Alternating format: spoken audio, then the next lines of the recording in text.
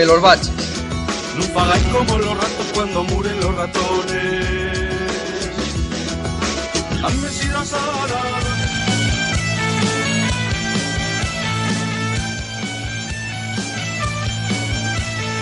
Si vos digo que hay 40.000 vaques puras de raza asturiana de los valles en Asturias, creo que me quedo curto, porque hay una de las vaques más extendidas.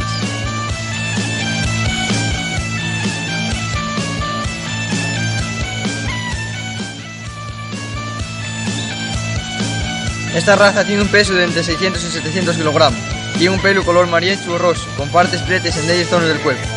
La relación de esta raza con el paisano de campo fue y sigue siendo, aunque en menor grado, pero importante. Antes los paisanos sacaban de ellas yiche, carne y el trabajo para labrar las tierras y tirar del carro, y ahora empléguense sobre todo para la carne, porque hay una de las mejores vacas para este fin.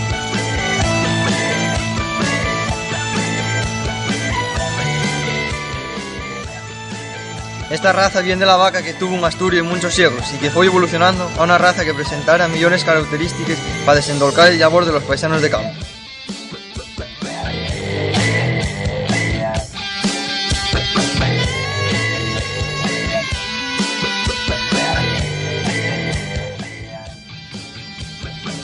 Existe una asociación que se encarga de caltener pura la raza, que ya se habla, que fai una labor pero importante, porque protege la raza y emplea medios para mantenerla pura.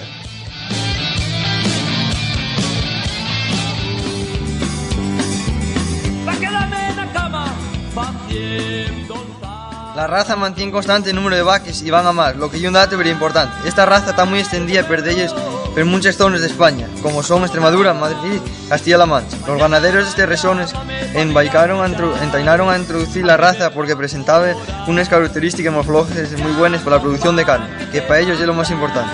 Que los asturianos sentimos muy orgullosos de esta raza, no solo porque es de buena carne, sino porque, como dicen los viejos, quitaron mucha fama.